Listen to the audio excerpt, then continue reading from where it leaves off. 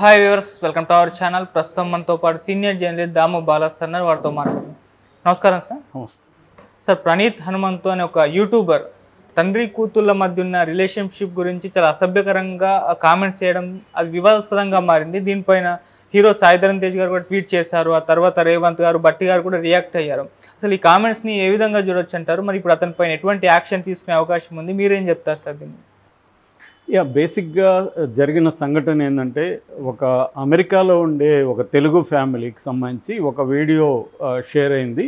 ఆ వీడియోలో తండ్రి కూతుళ్ళ మధ్య అనుబంధాన్ని చూపిస్తున్న వీడియో అది బేసిక్గా.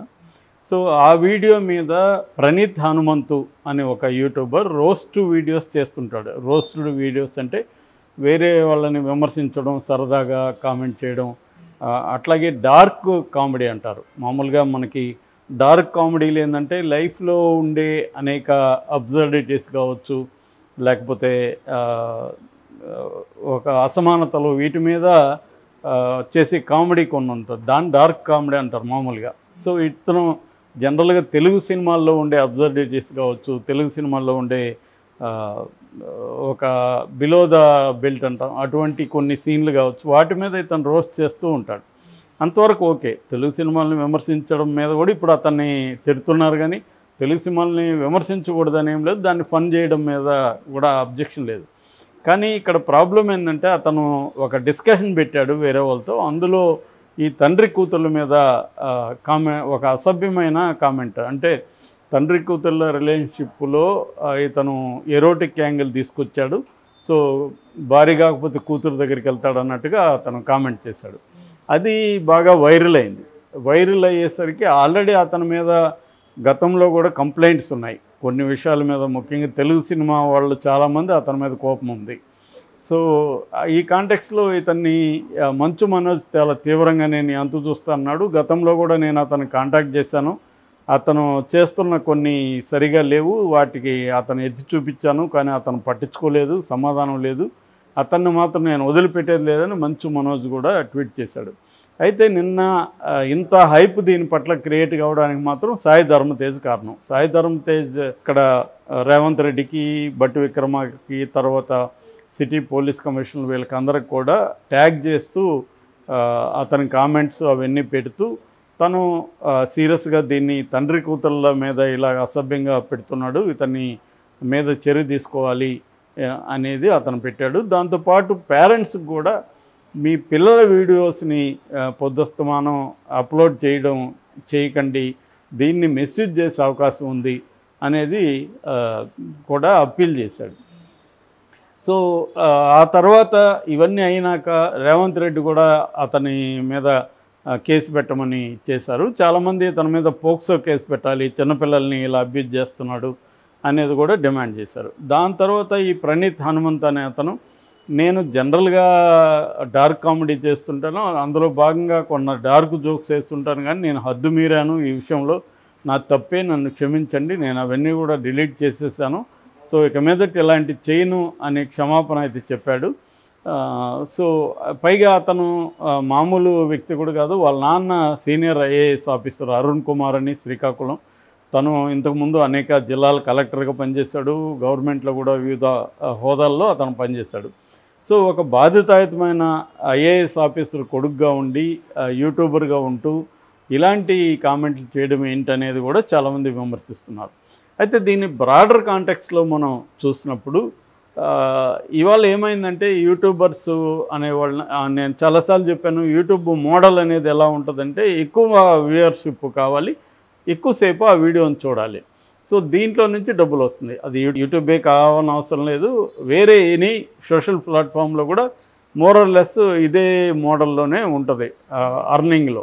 అందుకని ఎక్కువ మంది ఏం చేస్తుంటారంటే, వ్యూయర్స్ని ఎక్కువ అట్రాక్ట్ చేయడం కోసం ఒక్కోసారి ఎక్స్ట్రీమ్గా వెళ్ళడం, సెన్సేషనల్గా ఉండడానికి ట్రై చేయడం, అది చేస్తున్నారు. దీనివల్ల ఒక్కొక్కసారి ఇబ్బందులు వస్తున్నాయి. ముఖ్యంగా ఏంటంటే, సెలబ్రిటీలు కావచ్చు, లేకపోతే వ్యక్తుల ప్రైవేటు వ్యవహారాలన్నింటినీ కూడా వీళ్ళు వాటిని లేనిపోని సృష్టించడం. చివరికి కొన్ని యూట్యూబ్ ఛానల్ ఎలాగ వెళ్ళిపోయినాయంటే, ప్రముఖులకి యాక్సిడెంట్లు అయినట్టుగా చెప్పేయడం, చనిపోయినట్టు కూడా చెప్పేయడం, ఇప్పుడు మహేష్ బాబు ఎన్టీఆర్కు యాక్సిడెంట్, తీవ్రమైన యాక్సిడెంట్ అని పెట్టేయడం, ఈ స్థాయిలో ఉంటున్నాయి. అట్లాగే లేని విడాకుల రూమర్స్ క్రియేట్ చేయడం. ఆ మధ్య కూడా శ్రీకాంత్ వాపోయాడు, నాకు నా భార్యకి గొడవలు పెట్టి విడాకులు కూడా ఇచ్చేశారు వీళ్ళే అనేసి.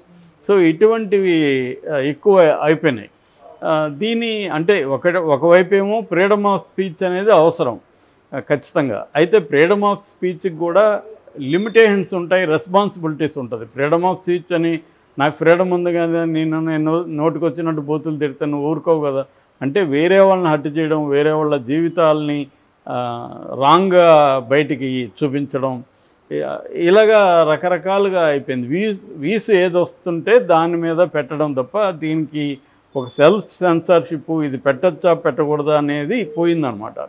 సో దీనివల్ల చాలా రకాల ఇబ్బందులు. ఇది ఎక్స్ట్రీమ్కి వెళ్ళిపోయి ఇప్పుడు పిల్లల మీదకి వెళ్ళింది. మామూలుగా అయితే ప్రపంచవ్యాప్తంగా కూడా పిడోపిలియా అంటారు, అంటే చిన్నపిల్లలతో లైంగికంగా ఇది చేయడం, ఇవన్నిటిని బ్యాన్ చేశారు ప్రతి దేశంలో. మన దేశంలో కూడా చూడడం కూడా నేరము, పెట్టడం అయితే ఇంకా సీరియస్ నేరం. సో దీని మీద ఫోక్సో కూడా పెడుతున్నారు. మొన్ననే స్పెయిన్లో కూడా ఈ చిన్నపిల్లల లైంగిక దీన్ని బ్యాన్ చేయడం కోసం వాళ్ళకు వెరైటీ ఇది పెట్టారు. అదేంటంటే కార్డు పెట్టారు. పోర్ను చూడాలంటే నువ్వు ఆ కార్డులో డబ్బులు ఇవ్వాలి, వాళ్ళు గవర్నమెంట్ అలో చేసిన పోర్న్ సైట్లు మాత్రమే చూడాలి నువ్వు. అంటే you have to pay and watch the porn which allowed by government స్పెయిన్లో. ఇలాగ ప్రపంచవ్యాప్తంగా కూడా చిన్నపిల్లల మీద లైంగిక ఇది బాగా పెరుగుతుంది వరల్డ్ వైడ్. ఈ కాంటెక్స్లో ఇతను ఇట్లాంటి వల్గర్ జోక్స్ వేయడం, చిన్నపిల్లల్ని అఫెక్ట్ చేసే విధంగా తల్లిదండ్రుల మధ్య పిల్లలకి తల్లిదండ్రుల మధ్య రిలేషన్షిప్స్ని ఇది చేయడం అనేది ఘోరమైన విషయం. మామూలుగా అయితే మనకు ఫ్రాయిడియన్ థియరీ ప్రకారం ఈడిపస్ కాంప్లెక్స్ అంటారు. అంటే మగ బిడ్డ అంటే మేల్ చైల్డ్ ఏమో తల్లితో అనుబంధం ఉంటారు, తండ్రి పట్ల ఒక హేట్ లవ్ రిలేషన్షిప్ ఉంటుంది. సో దాన్ని ఎలక్ట్రా కాంప్లెక్స్ అని తర్వాత యాడ్ చేశారు. ఆడబిడ్డకేమో తండ్రి పట్ల ఇష్టం ఉంటుంది. సో తండ్రి ఫస్ట్ హీరోలాగా ఫీల్ అవుతారు, తండ్రితో వాళ్ళు క్లోజ్గా ఉంటారు. ఇది వెరీ మనం డైలీ లైఫ్లో కూడా చూస్తున్నాం.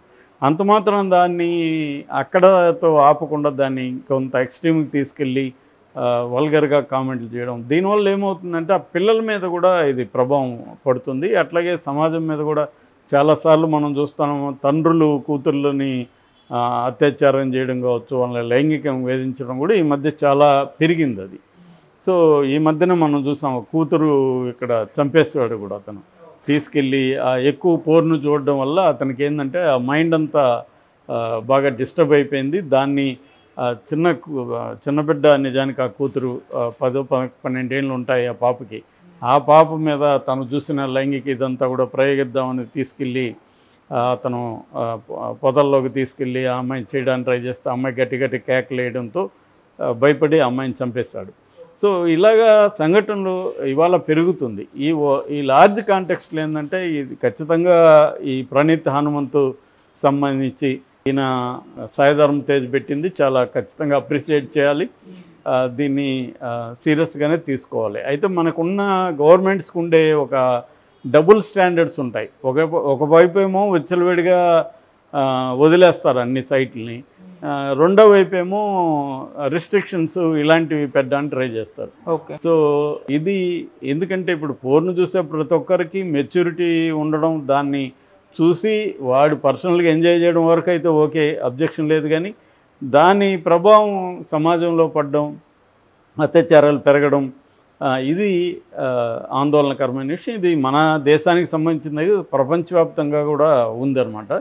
దీన్ని సీరియస్గా అయితే తీసుకున్నారు. ఇప్పుడు అతను క్షమాపణ చెప్పినా కూడా సరిపోదని చెప్పి అతని మీద కేసు అయితే పెట్టే అవకాశం కనిపిస్తుంది.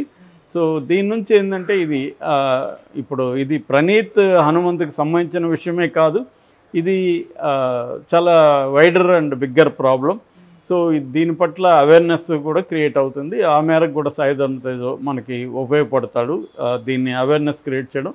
వాళ్ళు కూడా దీన్ని ఏదో వన్ ఇన్సిడెంట్ వరకు చూడకుండా దీని మీద వాళ్ళు ఇట్లాంటి సెలబ్రిటీలు కానీ కొంత క్యాంపెయిన్ లాగా చేయగలిగితే కొంత అవేర్నెస్ పెరుగుతుంది. Okay sir, thank you so much sir.